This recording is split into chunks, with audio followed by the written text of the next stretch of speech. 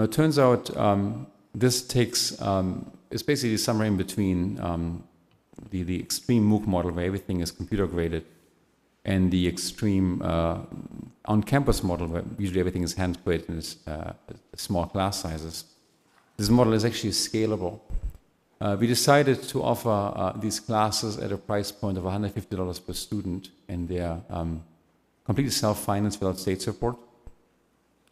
They are actually, we hope to be profitable at some point soon if we have enough students involved. And they, the majority of the money is given back to the students from student services, and in terms of services students receive through online services, help services, counseling services, and mentoring services. But done more in industrial style than the classical classroom style, where we really pull together people and technology to amplify the effect of our staff in advising those students. Part of it is giving back to proctoring services. Our exams are all proctored. They all adhere to the guidelines of San Jose State and all have been sanctioned by the leadership, including the Chancellor's office. So we are certainly not cutting any corners when it comes to education. And on top of it, one of the nice benefits of this model is because we intend to reach many students. The pilot is small, but we have many, many thousands enrolled for non-credit. We can bring to bear the latest and best of instruction technology. So rather than making these classes the way they're typically done, where one instructor makes the class, administers it, acts it, and does it, we now have entire teams of people, of specialists that understand instruction technology, really try to make the best possible class. And while our classes aren't yet where I want them to be, they're certainly at a point where people are taking notice of the quality of those classes. The National Science Foundation has sponsored an evaluation, which is nice. It's undergoing. We have no results yet. But even anecdotally, Time Magazine ran a cover on us in October, where the author wrote that this was a complete new learning experience, and she compared it to what she believed is exactly how the brain learns. And she felt that someone finally in her life had found a formula to make her learn how her brain learns, as opposed to listening to lectures.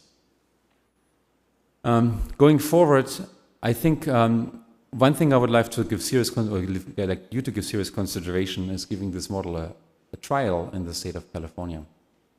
And the reason is we all know what we want. We want more affordable, higher quality, and leveling the playing field. It's the holy grail. I think that's what we can have.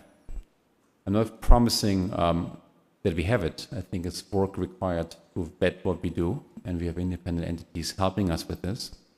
And there's certainly mistakes we'll make and failures we make going forward. But if this formula works out, you might have a magical new solution to a number of education problems that exist today. Example, you might have a solution to the problem of college readiness. A lot of privileged kids have access to advanced things such as AP. A lot of inner city kids don't. There's a way to bring this kind of education to inner city kids. A lot of inner city kids have only access to very, very poor high school math, and as a result, fail remediation. In California State, it's about 58% of kids entering remediation, which is a daunting experience and also expensive to both the taxpayer and the students.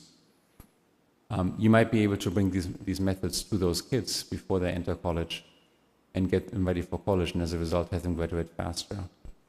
You might have a solution at hand for the problem of overflow. A lot of college classes aren't offered, as the California waitlist suggests.